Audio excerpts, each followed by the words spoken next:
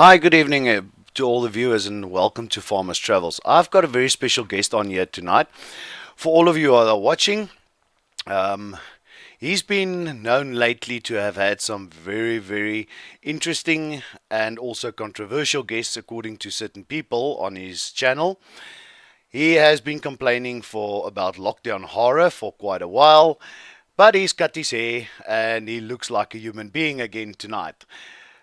And he's been drawing pictures for a living for 15 years. Ladies and gentlemen, I'll be hosting tonight Jeremy Nell on my channel, and hopefully I'm going to ask him one question tonight, and that one question, Jeremy, is: did you have a French kiss in France? I did more than having a French kiss in France. Ladies and gentlemen, hopefully everything is okay on your side. I'm just Yeah, gonna. looks good. I can't see. Yeah, There I am. Okay, yeah. cool. I've got a bug in my whiskey. Oh, good grief! Not that. Not okay. That's better than for the bugger that we had on for the Yeah, I previous, remember. the first live stream that we had. Yeah, Um, can't get it out. oh, I'll drink it. It's drunk as well, so it's just a bit of Yeah, more definitely. protein in your whiskey. So, guys, I'm just gonna ask you all to read down in the description below. Please support Jeremy's channel. And Mm. guys, he's also, please support his work. He's been doing fantastic work, not just on his channel, but as a cartoonist and also contributing to a different view in our society. But tonight I'm going to probe him about his travels to France. He's traveled the southern tip of France. He has been to the Montmartre. And yeah, Jeremy, what made you decide to travel France? Honeymoon.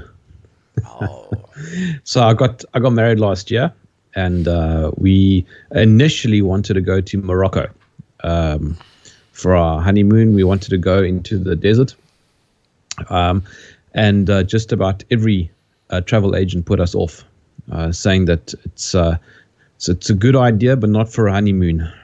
It's not on the safe side. So we decided to go to France rather. And what we did was we hired a boat in the south of France, on which we would live for a week, and we basically mapped out the Canal du Midi, which is basically right down in the south, and we lived on the boat. We bought local food, and we traveled about, I don't know, 250, 300 kilometers over a week. It was incredible. It was just the two of us. so we can safely say that you did the whole Love Boat cruise, except you did it in France and not in Venice.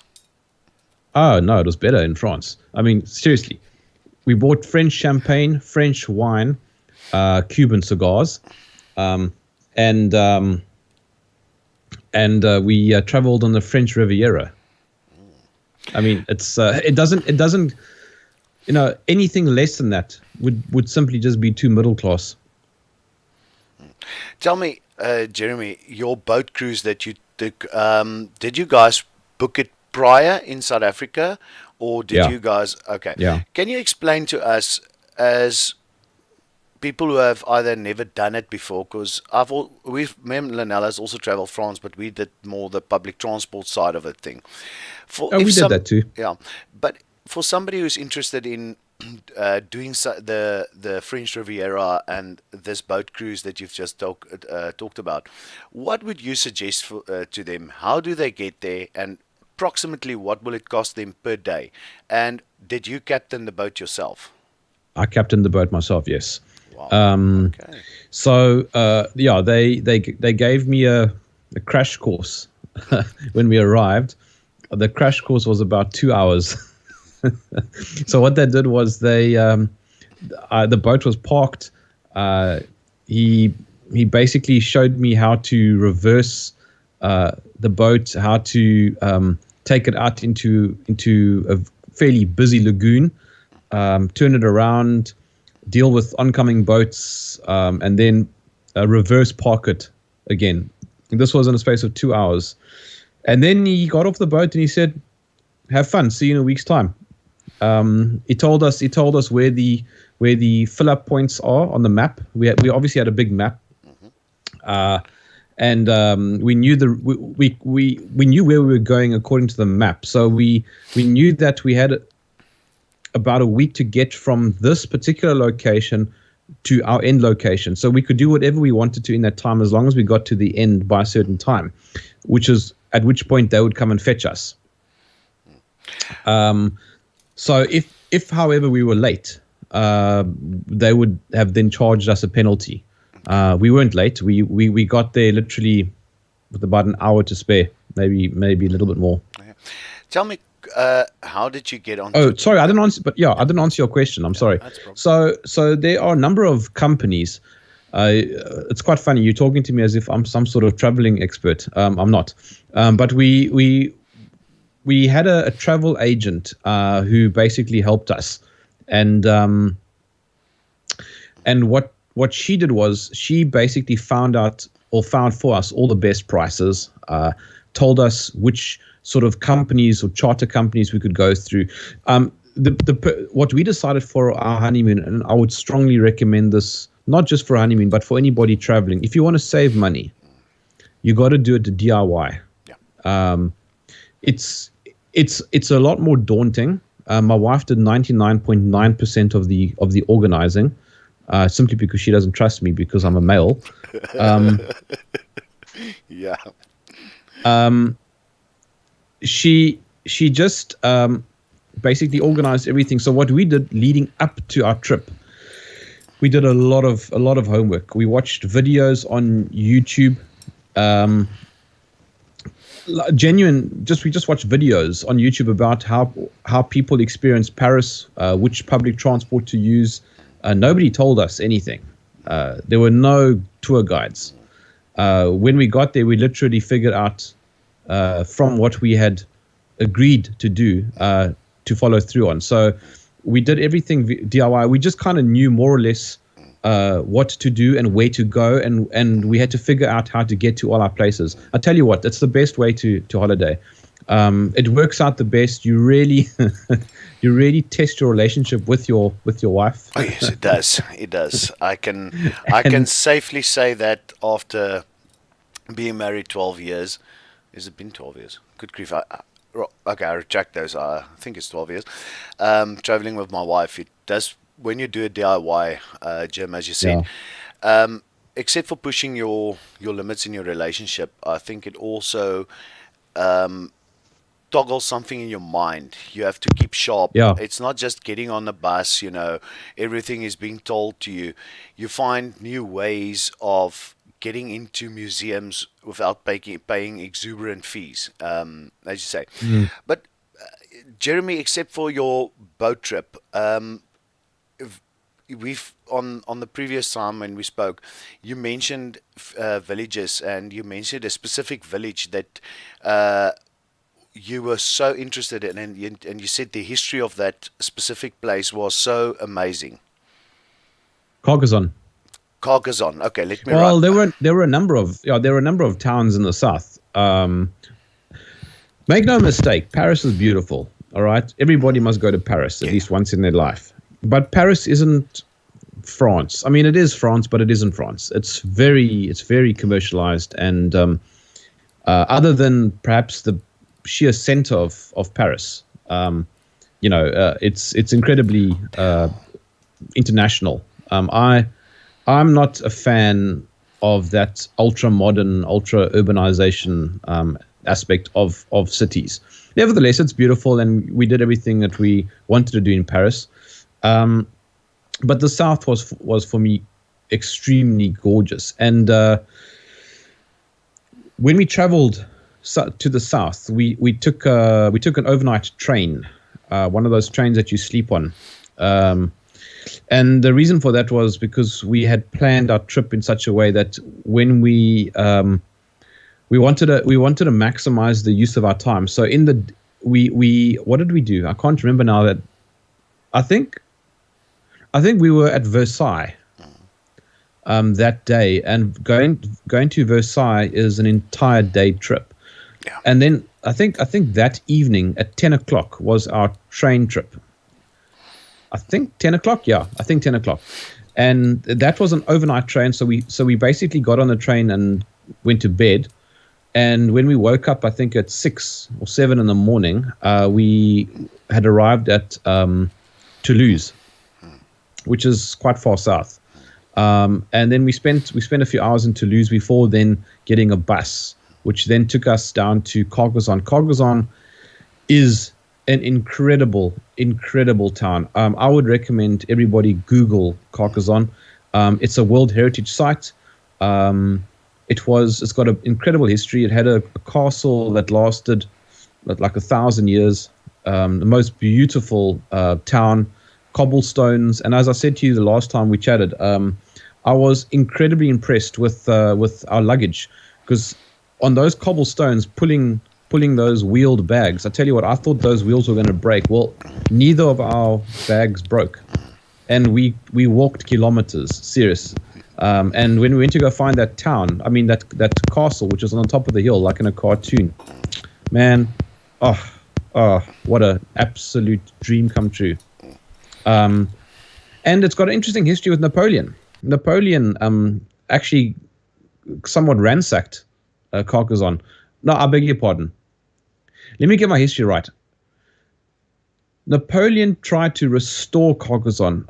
My history is now failing me. So someone can check in the comments, or we can check after the show. But nevertheless, I think it was Napoleon who then called for basically an architect to revamp the castle, the town, because it had been destroyed, or mostly destroyed by the Germans, I think it was, or the Germanics. Man, what a great place that was. The torture towers, remarkable stuff. Jerm, an interesting thing, as you said, let's get back to those freaking cobblestones and the suitcases. And this is a tip I would love, and I think you would agree with this whole situation, is when you pull those bags and they go kar kar kar kar kar kar, and the next moment you feel like it's going one side, and the next moment you're falling over your bag. And I would suggest, I think because most of us, it's our first time that we did this, and you still think luggage is the option. But if you want to do southern part of France, rather use a backpack. I don't know if you would agree.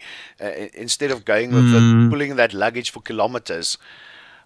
Dude, it depends on what your mission is. My wife had like there's no ways that we could do it with a bag. Well, we could do it with a backpack, but I mean, I think my wife had a hairdryer, and she had like other stuff. I mean, women's stuff. All right, I had some of her stuff in my bag. You know, I mean, just in our bedroom, I've got this amount of space in the cupboards. All right, and she's got all the cupboards, and she's got cupboards in another room. Yeah. So by and large, you've got to weigh up your pros and cons here. Oh, sorry, I got a bit of heartburn. It's not the whiskey; it's something I ate earlier. So you've got to weigh up your pros and cons. What you want to carry around. Yeah, I think. Oh, I saw Beth join us in the comments. Hello, Hello, Beth. Sorry, guys, I haven't got to the comments here. Hello, Arnu. Hello, Beth and Kyle. Welcome to the channel. Dave, welcome. Yeah, sorry, guys. This whole conversation with Jerm so far about France, I think why I find it so interesting is because we've also done the southern part of France. Jerm, when you mentioned your own food, and tell me a little bit more about what you ate, what was the food that you really, really liked? You know, it's interesting. It really is a stereotype. They love croissants. They love cheese, sort of cold meats, and those long breads. What are they called again? Good grief. Not croissants. Baguette. Baguettes. Baguette. Oh, Yeah, baguette. they love those, and it's not a stereotype at all. I say it's a stereotype, but it's real. Mm. It is like that. We um, we loved those croissants with chocolate in them. Oh my word, we bought those every single day. In every town you go to, in the south of France, there's a bakery, Mm. and it's not a franchise, and that's what I love so much. That there was such a feel of French pride. Mm. They had the baker and the butcher and all these things, like just like you would imagine in a book. It was just like that. It was incredible. We avoided the big Oh, shops, and crepes. Yes, yeah, we had crepe. those as well. Yeah. But the Sorry problem about the video, basically guys. it's oh, what happened? No, it's just I don't know. It's just keep on jumping up and down. It's changing its size. I'm still figuring it out. Let's continue. Let's don't worry about that too much. Uh, Yeah, um, so a crepe is, or crepe, I don't know how they pronounce it, but it's crepe. basically just a big pancake with Nutella in it, but it's delicious. I don't know it's like how they make it. It's incredible. Yeah, Mm. crepe is Sorry, probably what was your question? I don't think I answered your question. the food. You sort of touched on the food. I've actually got Oh, I can come back to that. Yes. quite an interesting question here from the Mr. Punisher 77. He's asking if any of your cartoons have been inspired by your trip to France. Now, that is for me is a real interesting Yes. question. Yes, Oh, definitely. for So, flip's are sakes, why you keep doing this? you talking to me? No, no, no. Sorry, I spoke out loud. Don't worry. Yeah, sorry. Yeah. Um, so the one of the things that I noticed and that I didn't like about France, Yeah. and we traveled France fairly extensively from the Hmm. top to the bottom, Yeah. is that it's a very socialist country, Yeah. and that definitely inspired cartoons when I got back. Not, I mean, I didn't draw cartoons about France, Yeah. but it inspired my thoughts around socialism and sort of the way in which their society works in terms of the welfare state. Um, France is shot. Make no mistake. The country is gone. Yeah. Right now, it's beautiful, but it's still reaping the benefits of its sort of conservative capitalist free market system. But the problem is that it's becoming so expensive and it's becoming so socialist. One of the people I was talking to, Mareka, says I'm jumping around more than Ramon Yeah, Zappa. sorry guys, that I don't know. For some reason, Streamlabs is constantly changing the pixels of this thing, and I can't, for the love of me, keep it still. So please bear with me. Okay, sorry, Jim. You said about the socialist nature of France. You know, Hey, I got the bug out. hey, he's gonna I have got a the bug out of my Jack he's Daniels. going to have a big bubble us tomorrow morning. Okay, let's just keep it there. Hopefully it will. There we go. I seem to think what happens is the constant change in quality of the video constantly changes the size, and it irritates me. I'll figure that one out. You said the Herman, socialist. size doesn't matter. Yeah, Size does not matter, yeah. Herman. It's the story behind the size that matters. Jim, you mentioned the whole thing about the socialist system, laïcité, separation of church and government. I don't know if you've noticed, especially in the southern part of France, that of how many of those quaint little villages the churches are barred up. Um, Um, I didn't notice that. What I noticed was a lot of stuff was barred up. yeah, but but the thing that I noticed the most actually was the graffiti. I have never in my life seen so much graffiti as what I've seen in all of France, not just the south, but yeah. all of France. It's a tragedy. It really is. It is, and the worst part for me is we're sort of getting off topic here. Oh, I'm going to kill the Streamlabs. Okay, guys, sorry. I'm just going to move this thing back, hopefully.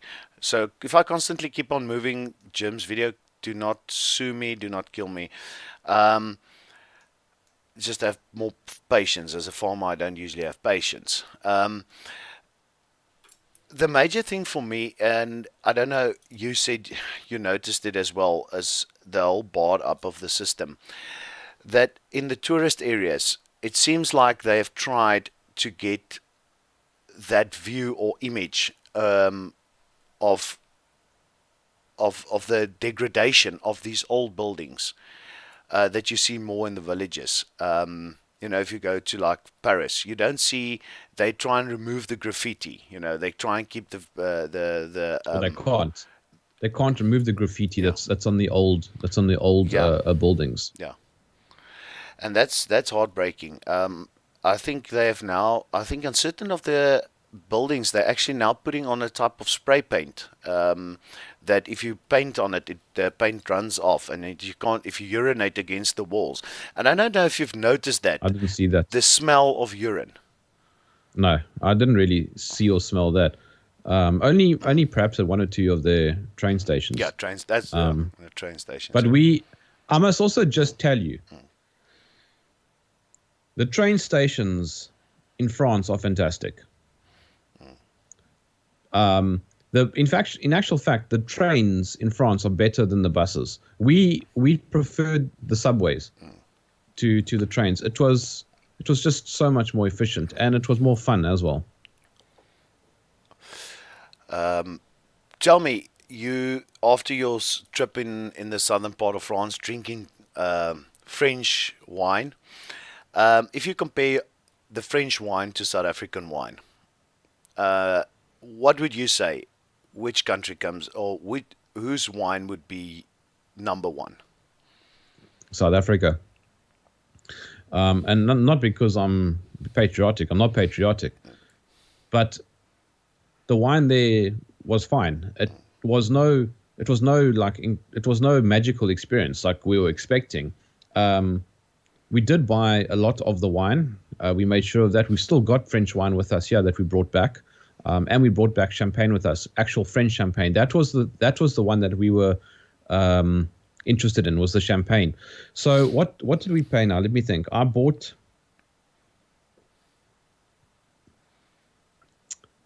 a bottle of champagne for 26 euros, I think. How much is that? Oof, now I think euro is nearly 18, 20 rand now to the euro. But last year it was about 14 to 15 rand, 16 rand. Let's say 15 rand last year, I think. Yeah, I don't know. Yeah. But I mean, I bought a few bottles, but they were different prices. So like after we bought the 26 euro champagne, I think the most expensive champagne I bought was maybe 29 euros or 30 euros. But then we went cheapskates and we bought like the $14, the 14 euro and the 12 euro Yeah. champagnes, and we bought. We actually found wine, very good wine. I'll admit, for like 7 euros. I think at one time we found a bottle of red for 4 euros. So we bought a lot of alcohol. There's no, but we fluctuated in terms of the price range to see what we could get. But in terms of the taste, not really indistinguishable from South African wine. In actual fact, our experience on the wine farms there were inferior to our experience on the wine farms here. There, they don't take the wine farm experience as big as we take it.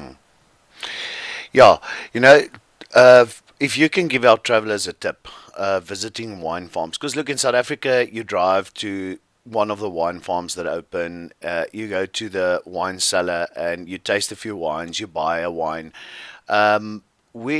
What in your mind would you tell a new traveler to the to the wine region in France? What can they expect at these wine cellars?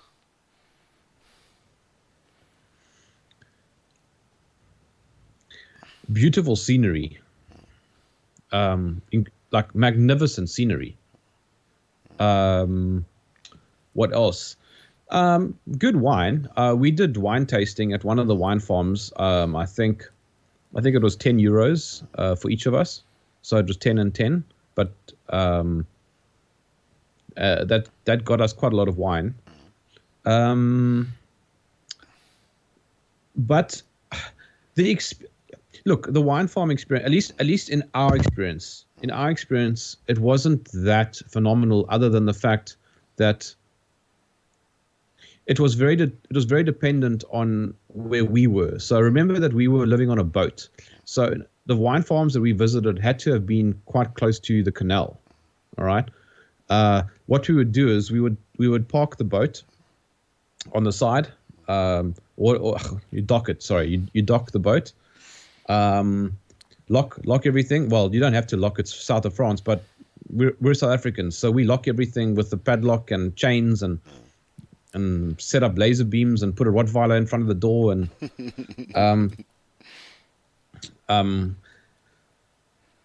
but then we also had bicycles, which we had on the boat, and so it was very dependent on how far we could ride our bicycles. So we would at most go a couple of kilometers away from the boat. Yeah. So if the wine farm was further inland, then we wouldn't have seen it. Yeah. But in terms of the wine farms that we did stop at, a lot of them they were pretty, but not anything like we have here in Stellenbosch and Franschhoek. Nothing like that. Not what we found. Not nearly as beautiful and majestic. It's more a case of their vineyards are in the towns and the houses are around the vineyards, and half of the time the tasting rooms are closed. So you like go and knock on the door of their house, and then the Oom comes walking out, and then he brings his key. That's what happened to us. And he brings key and he takes us to the wine tasting room or the cellar, unlocks it, and then we go and sit down in this dusty room like you see in the Never-Ending Story, like blow the dust off the books and sit down at the table, and then he brings out all his wines. Okay. So if you get to, so what you're actually saying here is when you get to like the wine farm or the place, if the place is locked, don't get disgruntled. Go and knock on the door, and That's what we did. and Yeah. you know, because I think as South Africans we have a bit of a different view on wine tasting. We do it like the business model. Let's say our wine farms work basically on a business model. But quite interesting, Jeremy. I don't know if you know a bit of the history why the vineyards are quite situated mostly around town, and then further away from town you will find more of your grain productions. And do you know the reason or the history behind No. that? Way back in the early ages, because of the high value of grapes and wine at that stage during the 1700s and earlier, they would farm their grapes and their in town or as close as possible to the town, because that's where the centurions would be, the guards of the town. And so that at night that the lowlifes can't get to the vineyards and steal the grapes to go and make their own wine, because that was a big problem. And that's why if you ever approach most of these little small villages, you'll still see remnants of old walls around them where the centurions or the guards of the town. Yeah, we did see some of that. Yeah. Yes, and the reason for that was as you only left after daybreak when the sun rose, so that you can see if there was any criminal or villains around the area, and you were back in town, or at least close. Most of the people lived close to town, so that they can have the protection of either the local guard or something like that. That was for me quite a bit of interesting, in that sense. If we can move to Paris, you mentioned Versailles. Yeah. What aspect of Versailles would you say was the most amazing of that? Okay, the whole palace is one amazing sight to be seen, but what part of Versailles Palace would you The say? gardens. Okay, please. Well, there's two aspects. So the gardens are incredible. I've never seen anything like that. So the King's Gardens are easily bigger than Kirstenbosch Gardens here in Cape Town. And that was just the King's Gardens. Mary Antoinette's house was, it was beautiful, massive, Yeah. and impressive, but it's not all that impressive once you've seen Versailles itself, the palace itself, because she didn't live in the palace. She lived off to the in the gardens, but like quite far. Yeah. Like you can't walk. Well, you can walk. It'll take you a hell of a long time. We took a well, actually, we did walk the first time round. No, we walked both times actually. Back and but they offer these little tractor rides that you sit on the back, and then you get taken to Marie Antoinette's house. Well, not a tractor, but like some sort of truck thing, like a safari vehicle. But it's long. It took us, I think the walk took us 20 minutes from maybe 15, 20 minutes from the palace to Marie Antoinette's house. But we walked it because it was very beautiful. But the palace itself, Herman, you've never seen anything like it. You can live your entire life in that palace and not see the other half of the palace. You can live on the one side. It's so big. And the artwork, every single room has artwork. The chandelier room, not the chandelier room, the mirror, the room of mirrors. Yeah. It's unbelievable. It's absolutely mind-blowingly massive. And to think, Jerm, in the room where they signed the Treaty of Versailles, the table is still there. You cannot begin to imagine how massive that room is. The artwork that's painted in there is more than the artwork in any South African art gallery. and to imagine, as you say, during the period that palace was built by King Louis, as you say, if you see the artwork just on the outside, we couldn't go into the palace. We didn't have the. We made the mistake, and I don't know. You said you entered the palace. Did you stand in the lines, or No. in the rows? Or how did you get into the palace? No, we made the decision before we went to France that we were not going to stand in queues as much as possible. We would spend the money on VIP tickets everywhere, and this was the same with Euro Disney. When we went to Euro Disney, we spent money on the best tickets. So it cost us 5,000 rand for 2 tickets for Euro Disney, but that meant we had no queues. Okay. We did the same for Versailles. I think it was 700 rand each. So I think it was about 1,500. Yeah, about 1,500 rand. But there were no queues for us. Oh, okay, like a tiny queue, like a really small queue where they had to check our bags. And I'd forgotten that I had a bottle of wine in my bag, in my backpack, and we weren't allowed to take that in. And so I said to him, "So, like, can I leave it here?" Thinking that it's going to get taken. So I took it out and I put it in the little chamber there where we went in. There were some dustbins. So I went just outside and I put it like between the dustbins, knowing that it's going to get taken. Well, when we exited Versailles about 8 hours later, my wife said to me, like, imagine that your wine is still there. So I said, hang on. I quickly ran all the way around to the entrance. And would you believe it? The bottle of wine was still standing there. So I grabbed it and brought it back. She almost fell flat on her back. Yeah, except if you do try and pull that one in Paris, you might end up with in say the Montmartre. You might end up excluding your bottle of wine and your wallet and your and your cell phone. Jeremy, in the comments, I see that the Punisher, Mr. Punisher, Yes. says the Jerm drive around the Champs-Élysées.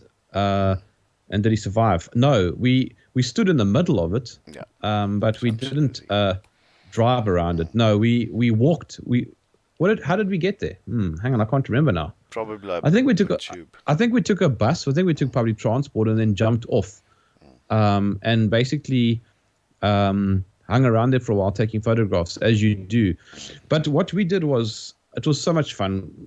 Before we went to France, my wife bought a what they call it, an Instax. So you take a photograph and then the photograph comes out of the top of it. Yeah. It's like those old Polaroid cameras, but they're a lot better now. Yeah. And I think you get I think you get like 10 photos in it for $100 or something like that, right? So it's expensive, but you buy a few of these cartridges things. And so we took a few of these Instax photos there in the center. It was Yeah. great fun. I don't know why I told you that. Yeah. Tell me, you're talking about the Champs-Élysées or different people pronounce it different, Champs-Élysées. What was for you when you walked down that street, except for the Arc de Triomphe being one of the most famous landmarks being there? Walking down that street, what was the one thing that caught your eye that you could say was for you a wow factor? Hmm. Uh, well, there were look. I mean, obviously, the architecture itself. That road is quite impressive. I think I heard that it's the most expensive real estate in Europe, Yeah, just down that road. But um, I think the way in which people were driving was something. It made me feel right at home. And just like it's like seeing our taxis drive. Like I felt like I was back home. Um, but I think another thing that I found very interesting is how close together the cars on the side of the road were parking, like literally on the bumpers of each car. I mean, we still looked at this and we thought, how do they reverse or even get out of these parking bays? those. Um, Yeah, Jim, that I have to agree with you. It's like, do you have like a jack that you lift the car out of? Because mm. I think for us as South Africans, parking space means I want 2 meters ahead of me and 2 meters behind me so that I can park easily. Jim, Yes, but there is a big difference in the vehicles there and the vehicles here. Like we have manly cars. Like yeah, there, they've got all these little hipster things. I mean, they're Renault. all these tiny cars. These little like cars that these sort of like Woodstock lefties who drink frappes and eat couscous drive. Like there aren't any 4x4s. Like very few. There's no big vehicles there. And then you got all these guys riding around on these little scooters with this like this blanket over their legs, and the argument is because it's cold. Oh, shame. Yeah. Yeah, Jim. Now, the second question you said, okay, you did the whole French kissing in France. Did you visit the Moulin Rouge? Yes, of course. But we didn't go inside. That was expensive. So we didn't go to a show, if that's what you're asking. That's exactly my question. No. Moulin Rouge is very expensive. 110 Let euros. me I think know. quickly. I think it was. I can't remember the price, but it was very expensive, and we decided that we didn't need to see a show. Um, Look, when you go on a trip like this, there are certain things that you decide to do and things you decide not to do. And going to a Moulin Rouge show was something that we decided not to do. We went to the Moulin Rouge, but we didn't watch a show because we wanted to do other things. Yeah. But that street um, is just loaded with incredible sex shops and lingerie shops, but it's not sleazy. I don't know how to explain it. It's like upper class sleaze. Yeah. Um, and so we decided to walk up and down that street, and we went into some of those sex shops, those lingerie shops. Obviously, my wife bought lingerie. If you're a woman, you cannot go to Paris and not buy lingerie. Well, I think it's because it's the fashion capital. Actually, I say my wife bought it. Actually, she You chose it. you pay. She chose it. I bought it. She Yeah. choose. You pay. Well, I just want to give a tip here to the guys that if you ever watch the stream, Jim, I think one of the wisest things you've ever done was not to go and watch a show in the Moulin Rouge. Now, one day when me and you are sitting around the braai, I will tell you the story, Yeah. but I will just give a bit of a highlight here. Me and Linnell were in Sorry, I'm Paris. yawning. No, it's fine. It's fine. I'm not bored. I promise. Hopefully not. We were in Paris and it was Bastille Day. So the whole of Paris was going all, Mm. Renaissance and its military parades and flyovers. And that night they had a huge firework display at the Eiffel Tower. All right. So, and also at the Bastille. So we had to either we could spend money going to the Moulin Rouge, which was 110 euros at that stage. It's probably more expensive now. I'm Yeah, talking it was back. it was it was over 100 euros, I think Yeah, it was. it was expensive, and we had to choose, and we chose to visit the Moulin Rouge. All right, and guys, never ever go with your wife into the Moulin Rouge. For the love of me, for the next 2 days, you will be in trouble, and you did nothing wrong. So Yeah, no, rather visit I the must Eiffel Tower and spend 100 euros there. It's nice to see the Moulin Rouge, but do stay away. As I said, I'll tell I you the must also story tell you, later. yeah, Mm, I must also tell you about something that I did notice that was quite different mm, in France. mm. Nudity in It's common. advertising is normal. Yeah. Like you'll walk down the road and it could be a cosmetic ad, Mm, and the chick is completely naked. mm. What? Yeah. So like I'll stop and have a look because I'm interested. My wife's like, "What are you looking at?" "Oh, I'm just looking at the makeup." What do you But want I with mean, makeup? no, well, I mean, when you're in Paris, Yeah. and but it was it. Look, I mean, there's definitely a Yeah. cultural difference. I mean, that kind of Huge. stuff seems to be quite normal there. They're not nearly as conservative as we are. Mm, Not nearly. They're way more liberal than we are. I don't know if it's a good or bad thing. mm, I think for the most part, it's probably a bad thing, mm, in the sense that the country itself is becoming socialist and it's going down the toilet. It's going to be a hellhole in 25 years' time. But for now, it's beautiful, mm. and for now, it's still pretty in parts. It's Yeah. clean, um, and I'd recommend people go there. Still, Yeah. it's and the food's great. Mm, People are not. They're not nearly as unfriendly as you think. yeah. There's this ongoing joke that French people are not friendly. We didn't find that at all. We found them to be very friendly. I think Mm, maybe one or two people were unfriendly, but for the most part, they mm, were incredibly friendly. mm, However, here's something that we realized quite quickly: mm. they do not speak English. Oh Um, yes. Yes. you need to learn the absolute basics in French to Mm, get by. mm. They do not speak They French. do. I mean, they do not speak English.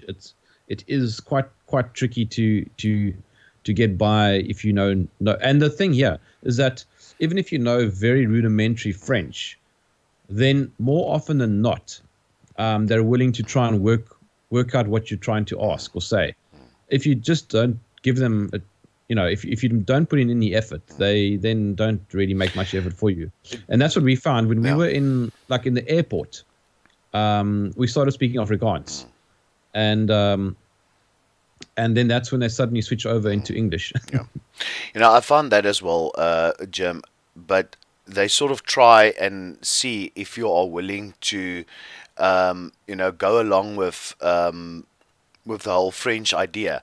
And when we were in Paris, in the southern France, I found that a lot of people really can't speak English. So you would whip out a book there. Back then, we still used to use Let's Go. I don't know. Today it's Google, but back then we had the book, those books called Let's Go, and you would use the basic French phrases there. And I found that in Paris, that as you say, they deliberately don't want to speak English to you. And I think that's more. And then when they realize you're speaking Afrikaans, or as you say you're from South Africa, Afrika du Sud, Yeah, then it's like, okay, suddenly they can speak English, and that sort of yeah. irritated me. What we found actually to be quite successful, and it was actually quite lekker. Mm, On a daily basis, whenever we went to the shops, we would speak Afrikaans in the shops. mm, And that way we could say whatever we wanted to for the most part, and nobody would understand us. mm, There was this one funny moment though. We went into a cheese shop, mm, and I think we started speaking Afrikaans to each other to figure out what we wanted to taste. Yeah. And the guy behind the counter goes, um, "What? What did he say? Hoe gaan dit? Hoe gaan dit?" He picked up on the Afrikaans. uh, And that was quite fun. Hey, I know South Africa. What I know I know South Afrique. yeah. South Afrique. Yes, South yes. Africa. The worst part is when you're sitting on a train and you're sort of like skinnering about everything and everybody around you in the train, and next guy who walks past is like, Owens, moenie so skinder van die mense nie, and you're like, oh crap, this guy he's from South We Africa. No, but we had so many laughs. Hey, Yeah.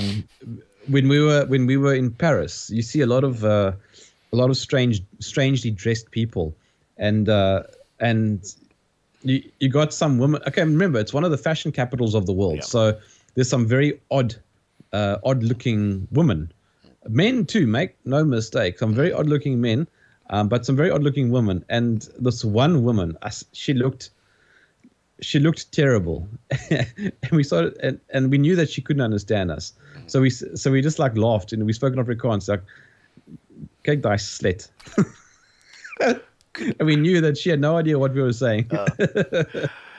Yeah, look, that's the one thing I must honestly say, guys. When you travel, especially to countries where there's not a lot of Afrikaans speaking people traveling, you can skinner, and that's the nice thing. As you say, you can discuss people, and they won't understand.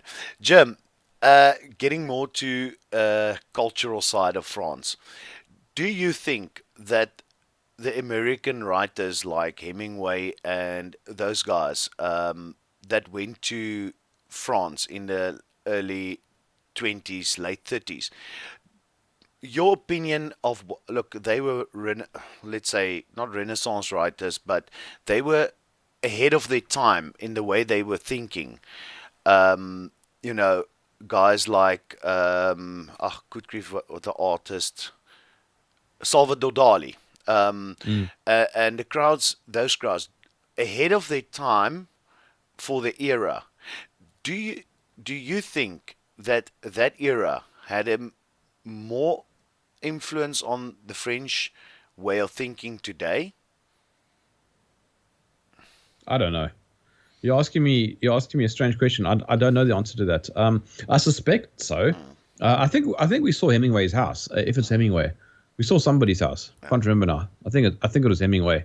Um, France France has got a wonderful history. It's got a history that goes into it goes back hundreds of years. I think people like Hemingway and Dali, etc. I think they added to the French culture. And yes, they were influential, but I don't think they were big cogs in the wheel. I think the history is so rich that there were so many people and so many things and events that occurred. I mean, the French Revolution was one of the biggest things that happened in France, and you know about it when you visit, you know. And the Eiffel Tower and the history around that, and that kind of stuff. Yes, I think the poets and artists had a major effect on France. I mean, it's one of the known things. The architecture, I think the architecture, to be honest, had a much bigger effect. I mean, okay, sadly, we couldn't really see Notre Dame. Well, we saw Notre Dame. We went to Notre Dame, but when I say we couldn't see it, it was half destroyed. Oh, I mean, it had no bell tower, and the whole thing had collapsed, and the whole roof was broken in the middle, and all that. It was a disaster, and the whole thing was cordoned off with armed security all the way around. But for me, what stood out the most actually was the architecture. Absolutely exquisite architecture. But yes, of course, I mean, it's France. So France has got a strong history of art and a strong history of poetry and literature and writers and thinkers. Without a doubt, they had influences. But there were so many. That's the point I'm making. There were so many. It's difficult to pin down one.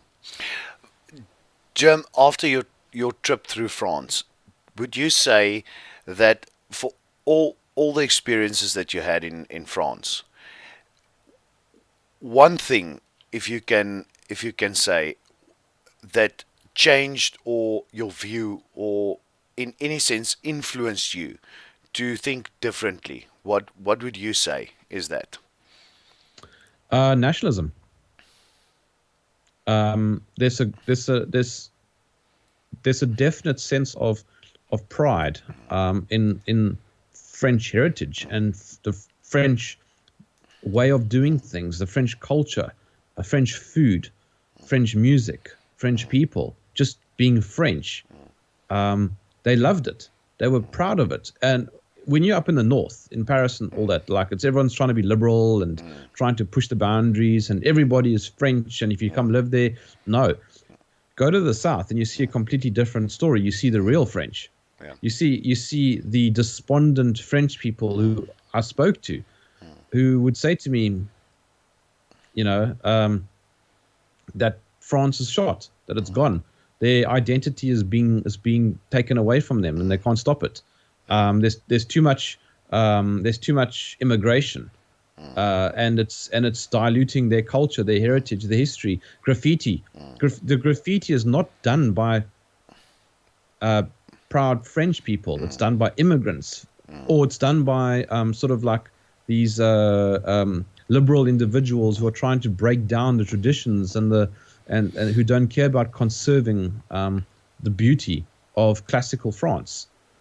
Um, so so the thing that struck me the most was nationalism, and that was what red pilled me. That was when I realized that nationalism can also be a very beautiful thing. I see that Kat in the comments talks about Carcassonne, Carcassonne, yeah, and the uh, citadels, or the yeah, citadels. Yeah. So I don't know yeah, if Kat was there in the beginning of the conversation, but we were in yeah, Carcassonne, and Carcassonne for me was one of the most beautiful, one of the most beautiful towns that I've ever been to. yeah. Interesting enough, Jim, during travels, and that's one thing when usually when I travel, or when not I, when me and Linnell, because it's me and Linnell that travels, we as a family, I seem, it seems to me too many times that people are trying to import their culture from their country to the country that they are visiting, trying so hard to tell those people what to do. For me, I always use this thing. 15 years ago, we were in Phuket, and it was true Thai feeling. And 2 years ago, we went back to Phuket, but we did the island, stayed on the islands. And the one day we were in Phuket town, and we walked past these small little bars. And the worst part for me was one of those bars were actually playing Good Darren. So Afrikaans culture or South African culture was imported to Thailand, and that totally destroyed for me the true ethnicity of the country. And my whole idea with this channel, guys, for those who are viewing and later on, is to bring people like Jerm, who has an open mind, who thinks differently, who looks differently at travel, and to get him onto the channel. Good grief, Jim. Oh, no, you haven't frozen yet. I thought you were No, I'm yeah. frozen. Um, to get these guys onto the channel, to give you an open minded um, view on what a country can be like. We, Hang on. yeah, I don't think I'm open-minded. no, A lot of people seem to think that I'm fairly close-minded. I mean, in the sense that I have a set of values and I have a set of principles, yeah. right? And I'm very unlikely to compromise on those. Um, if that's what you mean by open-minded, or No, no, or no, do you no, no. mean that I'm just open to having conversations and learning other stuff? That's what I mean. You are open to Okay. conversations, and that's what traveling. Look, I will never give up my moral ethics and values. Uh, Mm. For instance, one thing I hate is when you tell me to take my shoes off if I have to go into a building because it's your religion.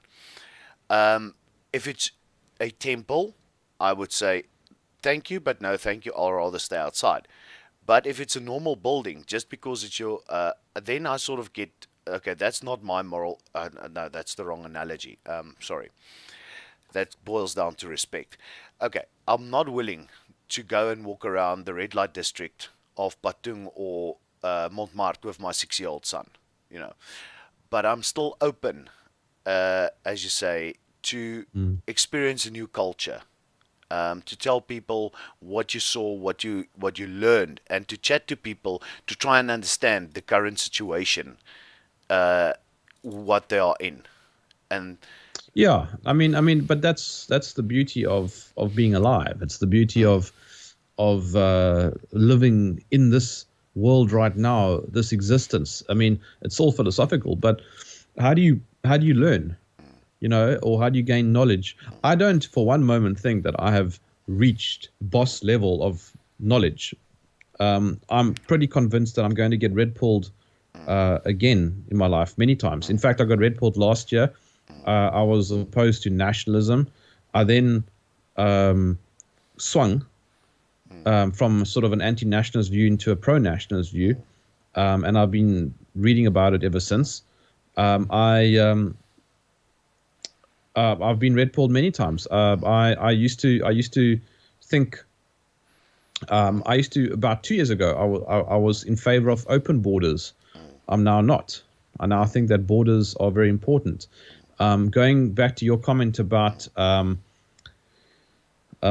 sort of cultures being diluted in Europe, it's a big problem. Douglas Murray writes about it in his excellent book, The Strange Death of Europe, which I read a few months ago, and I strongly recommend you read it. The no, Strange I'm Death of writing down Europe. the title now. I think guys should actually read this book because that's one thing we've noticed. When we were traveling, and Jim, we traveled Europe in 2010, and it feels so relevant of what you are talking now about.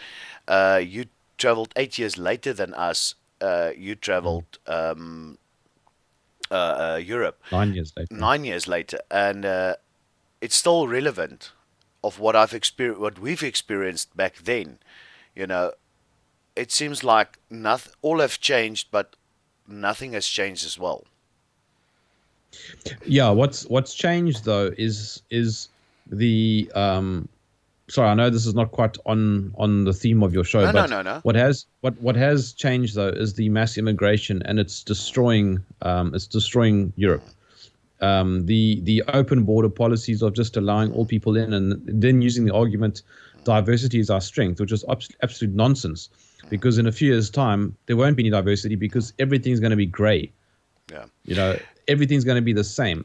I don't want everything to be the same. I want to No. travel. I want to experience French culture. I don't want to go to France to buy McDonald's.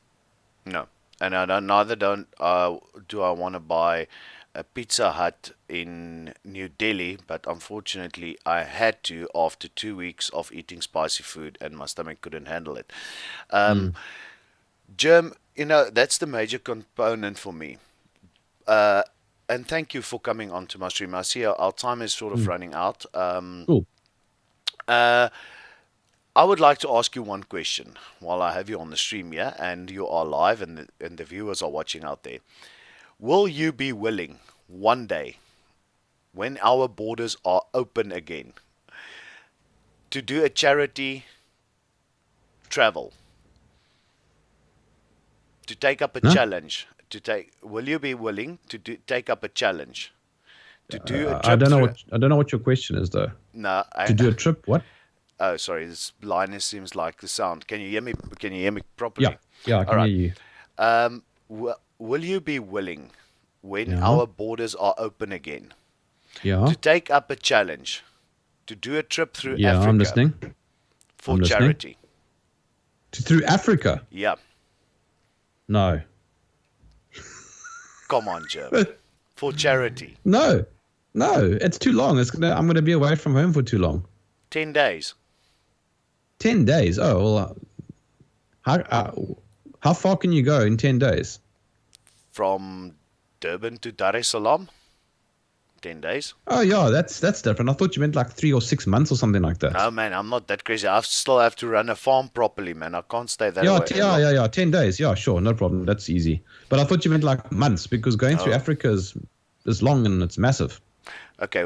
I'm talking sub-Sahara Africa. Not Oh, okay, not the cool. Cape to Cairo thing. No, no, no. I don't have money for that. Yeah. That 10 days is fine. No, Okay. yeah, that sounds good. All right. Let's just quickly go here through the comments. Santa Cruz, it's great to travel and experience different cultures, broadens your mind. That's true. Beth asks me what African countries. Now I'm going to throw that back to you. Which African countries have you traveled, Jeremy? I've been to Namibia and Zimbabwe, and they're both dumps. Mm. Namibia is a bit better than Zimbabwe. Zimbabwe's an absolute hole. Yeah, that well, that's basically most of our sub-Saharan Africa countries. I think we need to look past the dump and maybe Moza- see maybe. Mozambique, I'd like to go to be honest. I'd like to go to Mozambique, and I'd like to maybe, I'd like to go to Botswana. So Botswana and Mozambique, I'm interested in. I'm not so sure about Angola. Maybe, I don't know. Um, but the main countries, I guess, are, I suppose, Rwanda. I wouldn't mind seeing a bit of Rwanda. I wouldn't mind seeing Botswana and Mozambique, I think. And if you, depending on how far up you want to go, Zanzibar. But then I'm only going to take hot girls in bikinis with me. 10 days and you are in Zanzibar if we drive by road. And that's the challenge I want to throw to you, but we'll talk about it a bit later. I only go to Zanzibar if there are girls in bikinis. I'm sorry to tell you, Jerm, that was 15 years ago. Unfortunately, Zanzibar that was there now is now the play. It's the playground of the woke folk, and it's what Oh, the same as happened with Zanzibar that happened to Phuket. People have been there lately saying it's totally changed. Stone Town oh. itself is still the same. Um, I'm a okay, guy. Beth. I have to get some eye candy within this 10-day trip. Oh yeah, you can get that in Zanzibar. I believe that.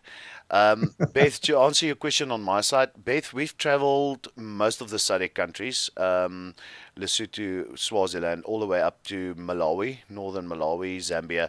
The only SADC country we didn't do was Angola, and for one reason is we were too scared to enter Angola on our own with our own vehicle.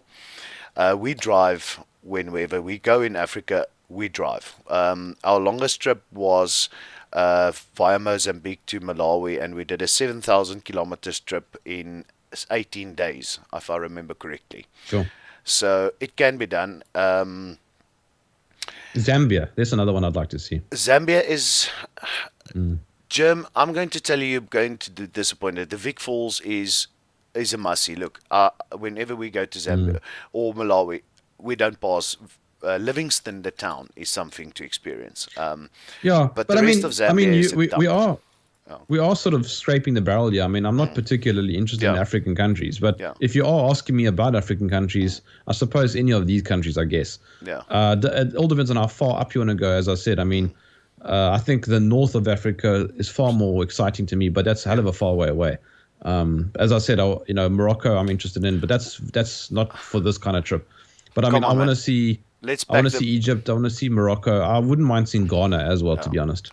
Okay, why don't we make a deal? Let's pack my 4x4 in a container, and we go to Morocco because that's one of my trips in the future. Is where you. That's way too far, though. I don't know how you No, get there. I'll send my bucky there. Our plan was at least 2 years ago, is we'll equip our double cab 4x4 out and send it with a container to Casablanca, and then fly to Casablanca. And then start a trip with the vehicle in Morocco, and then ship it back to South Africa again. That sounds very expensive. Yeah, then the just the quoting on the shipping came back. There and back was about 160,000, and I'm like, No, that's too expensive. no, no, no, Mm. guys. Jim, I'm gonna say thank you Mm. for being on my channel. It's a great pleasure. We've had one or two glitches on your video going smaller and bigger, and thank you to everybody that's watching the channel. My channel Going is smaller still. and bigger. I mean, that's what she said. Um, okay. Um, guys, please, if you have Zapper, please write below. below. Oh, come on, I have to get this right. Right below me is my Zapper code. Please, I don't have enough subscriptions on my channel, so I can't get a monetization. So please do subscribe when you're watching this video. Please use Zapper. And also, guys, please go to Jerm's channel, subscribe on his channel. Also, subscribe to Jerm Draw, and let's keep him up in the air, his channel in the air. And also, let's contribute to him. Keep on doing brilliant work with his cartoons that he draws and giving us a bit of a satire and a laugh every day when we see it. Jim, will you stay on the line for us, please? I'm just going to do the ending. And I'm saying good night to everybody. Thank you. Cheers.